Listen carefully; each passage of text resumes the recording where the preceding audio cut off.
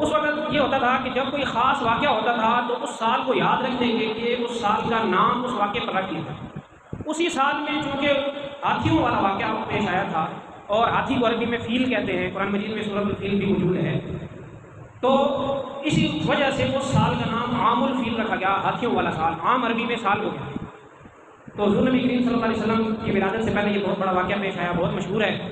موٹا یہ ہے کہ یمن میں ایک شخص نے، ابرہہ نام کے ایک شخص نے خانہ کعبہ کی مقبولیت سے جو ہے وہ جل کر حسد کر کے اپنے پاس ایک عمارت بنائی تاکہ لوگ یہاں آ کر طواف کریں اور یہاں وہ ساری برکتیں ہوں جو خانہ کعبہ کے آس پاس حجاز مقدس میں موجود ہیں۔ حالانکہ اس کے یہ نہیں پتہ تھا کہ یہ برکات حضرت ابراہیم علیہ السلام کی دعا کی وجہ سے ہے۔ وَإِذْ قَالَ إِبْرَاهِيمُ، جب کہا ابراہیم علیہ السلام نے رب اجعل هَٰذَا بَلَدًا آمِنًا، کہ اے میرے رب اس شہر کو امن والا بنا دے، وَارْزُقْ أَهْلَهُ مِنَ الثَّمَرَاتِ، اور اس کے رہنے والوں کو پھلوں سے نواز دے۔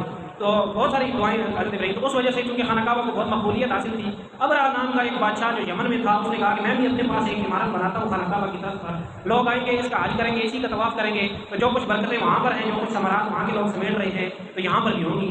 لیکن عرب کے ایک نوجوان کیا، اس نے جا کے وہاں پر خانہ کر دیا اور پھر اس کو وہاں پر ساری دیواروں پر مل کے آ گیا۔ ابرہہ غصے کی وجہ سے لشکر، ہاتھیوں کا لشکر لے کر خانہ کعبہ پر چڑھائی کے لیے آ گیا، اور حضرت عبدالمطلب کے اونٹ چل رہے تھے خانہ کعبہ کے آس پاس، اس نے ان پر قبضہ کر لیا۔ حضرت عبدالمطلب آئے اس کے پاس اور کہا کہ میرے اونٹ دے دو۔ انہوں نے کہا کہ میں تمہارے خانہ کعبہ پر حملہ کرنے کے لیے آیا ہوں، تم خانہ کعبہ کے بارے میں مجھ سے نہیں پوچھ رہے، اپنے اونٹ واپس لینے آگے۔ کہا میں اپنا مال لینے آیا ہوں، وہ خانہ کعبہ جس کا ہے وہ جان لے گا ہمارے سے۔ اور پھر اللہ تعالیٰ نے ابابیل بھیجے، چونچ میں ایک پتھر اور ایک پتھر ان کی کنکریوں میں تھا، وہ جہاں جہاں جس کو جیسے جیسے لگتا گیا تو وہاں سے نیچے جس طرح گولی لگتی ہے تو جس کے سر پہ لگا تو نیچے سے نکل گیا، ہاتھی کی پیٹھ پہ لگا تو اس کی پیٹ سے باہر نکل گیا، تو اس طرح گولیوں کی طرح سے وہ پتھر لگتے گئے اور وہ سارا لشکر تباہ و برباد ہو گیا۔ ساتھ اللہ تعالیٰ نے ایک ایسی ہوا چلائی کہ جس کی وجہ سے اس پورے لشکر میں بیماری پھیل گئی، ان کی گوشت گل کر کے گرنے لگا۔ ابرہہ جو ہے یہ دیکھ کر پیچھے واپس بھاگا، لیکن وہ بھی گل کر کر ختم ہو گیا۔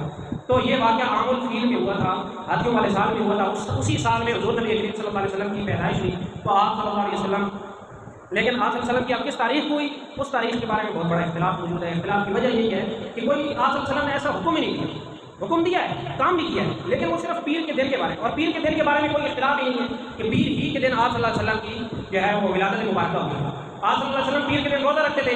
صحابہ کرام نے پوچھا کہ یا رسول اللہ آپ کیوں روزہ رکھتے ہیں؟ تو آپ نے فرمایا کہ یوم فیہ ولدت، یہ ایسا دن ہے کہ اسی کے اندر میں پیدا ہوا ہوں، بعثت فیہ، اور اسی کے اندر مجھے مبعوث کیا گیا، یعنی میں نے اعلان نبوت کیا ہے۔ تو یہ جو ہے نا پیر کے دن پر اختلاف کیوں نہیں ہے؟ کیونکہ اس کے بارے میں ایک شرعی حکم روزے کا موجود ہے۔ حضور نبی کریم صلی اللہ علیہ وسلم روزہ رکھا کرتے تھے، اس وجہ سے ہمیں پکا یقینی طور پر معلوم ہے کہ حضور صلی اللہ علیہ وسلم کی پیدائش کا جو دن ہے ہفتے کے دنوں میں سے وہ پیر کا دن ہے۔ اور عام الفیل میں جب حضور صلی اللہ علیہ وسلم پیدا ہوئے اور 40 سال بعد آپ صلی اللہ علیہ وسلم نے اعلان نبوت کیا، آپ صلی اللہ علیہ وسلم کو ہمیں یہ سوچنا چاہیے کہ بھیجا کیوں گیا؟ حضور نبی کریم صلی اللہ علیہ وسلم کو بھیجا کیوں گیا؟ آپ صلی اللہ علیہ وسلم کی بعثت کا مقصد کیا؟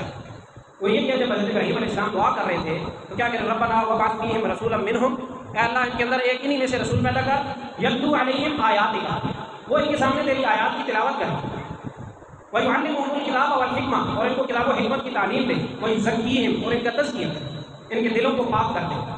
تو یہ مقصد بعثت ہے رسول اللہ صلی اللہ علیہ وسلم کا۔ تو رسول اللہ صلی اللہ علیہ وسلم جب آئے تو اللہ تعالیٰ نے پھر کیا حکم دیا، یا ایھا الذین آمنوا اطیعوا اللہ واطیعوا الرسول، اے ایمان والو اللہ کی اطاعت کرو اور رسول کی اطاعت کرو۔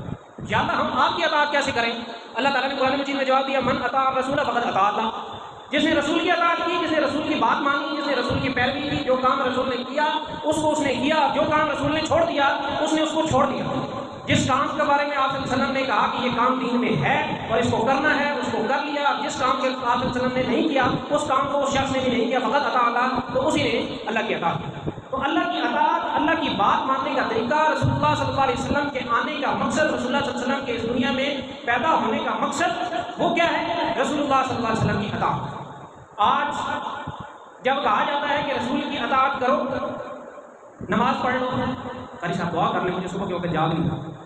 ایک شخص جو نماز صبح کی نہیں پڑھتا، جب اس سے کہا جاتا ہے کہ بھائی نماز پڑھ لو، کہتا ہے دعا کریں، دعا کریں۔ اور جس دن اس نے کہیں باہر جانا ہو، سعودیہ جانا ہے کہ فلاں جگہ جانا ہے اور اس کی فلائٹ صبح 4 بجے ہے تو 3 بجے سے پہلے اٹھ کے بیٹھا ہوتا ہے، یعنی اگر اسی شہر میں ایئرپورٹ ہے، ہم کیونکہ دور ہیں تو ہم رات کو پہلے چلے جاتے ہیں، لیکن اس دن اس کو تہجد کے وقت بھی یاد آ جاتی ہے، اس دن قاری صاحب کے پاس نہیں آتا، قاری صاحب دعا کریں، مجھے صبح یاد آ جائے گی میری فلائٹ ہے۔ اس کی وجہ کیا ہے؟ وجہ یہ ہے کہ ادھر مال خرچ کیا ہوا ہے، اس کی اہمیت ہے دل میں، اور آنکھوں سے نظر آ رہا ہے کہ اگر میں صبح جاگا نہیں اور وقت پر پہنچا نہیں تو میری فلائٹ مس ہو جائے گی اور مجھے جہاز نہیں ملے گا، میرے پیسے ضائع ہو جائیں گے، مجھے نقصان ہو جائے گا۔ لیکن نماز کو چھوڑنے کی وجہ سے جو نقصان ہو رہا ہے وہ نقصان آنکھوں سے نظر نہیں آ رہا۔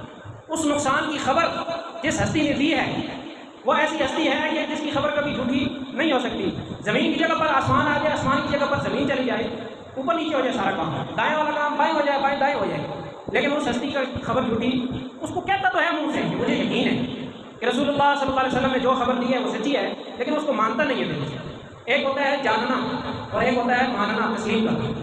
مثال کے طور پر ہم سب کو پتہ ہے کہ دنیا میں ایک ملک ہے جس کا نام ہے اسرائیل، پتہ ہے، علم ہے، سب کو پتہ ہے، لیکن ہم اس کو جانتے تو نہیں، کہتے ہم اس کو تسلیم نہیں کرتے، ہم مانتے نہیں ہیں۔ اللہ تبارک و تعالیٰ اپنی رحمت والا معاملہ فرمائے۔ آج رسول اللہ صلی اللہ علیہ وسلم کے فرامین کے ساتھ بھی ہمارا یہی معاملہ ہو چکا ہے۔ ہم جانتے تو ہیں کہ رسول اللہ صلی اللہ علیہ وسلم نے فرمایا کہ نماز میری آنکھوں کی ٹھنڈک ہے، نماز مومن کی معراج ہے، اور مسلمان اور کافر میں فرق کرنے والی چیز نماز ہے، اور حتیٰ کہ یہاں تک فرمایا کہ من ترک الصلاۃ متعمدا فقد کفر، جس نے جان بوجھ کے نماز چھوڑ دی اس نے کافروں والا کام کیا۔ یہ سب کو علم ہے، جانتے ہیں، سب کو علم ہے، کون ہے جو کہتا ہے کہ ہمیں نہیں پتا، لیکن مانتے نہیں۔ جب رسول اللہ صلی اللہ علیہ وسلم کی بات کو نہیں مانتے تو پھر رسول اللہ صلی اللہ علیہ وسلم کی ذات کے بارے میں کسی بھی قسم کی خوشی کا اظہار کرنا اور اس کے ہم حقدار کیسے ہو سکتے ہیں؟